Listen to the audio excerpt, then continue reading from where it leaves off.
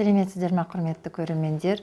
Бүгінгі тақырыбымды мен санация влагалища, болмаса спринцевание влагалища деп аталынады. Қазақша айтқан кезде қынаптың ішін жууға бола ма? Болатын болса, қай кезде, болмайтын болса, қай кезде екенін түсіндіргім келеді. Қынаптың ішін жууға болмайды.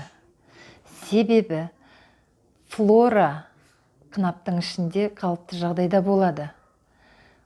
Оның өзінің қызметі болады. Инфекция түскенде, болмаса суық тиген жағдайларда сол флора бірінші көмектеседі. Ал біздің қыз-келіншектер жиі жуады, сондықтан оның флорасы да жуылып кетеді. Кейін суық тиіп жатса, болмаса инфекция түсіп жатса, ол емі ұзаққа созылып кетеді. Жууға болатын жағдайлар болады. Ол мысалы трихомонада шығып жатса, сифилис болып жатса, болмаса хламидия шығып жатса, сол кезде жууға болады.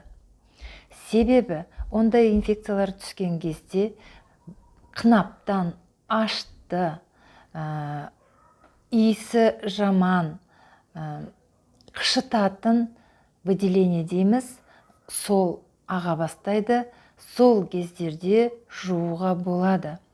Оны немен жуу керек екенін, қанша күн жуу керек екенін дәрігер анализге қарап айтады. Толық ақпарат білгілеріңіз келсе, төмендегі номерге хабарласуларыңызға болады.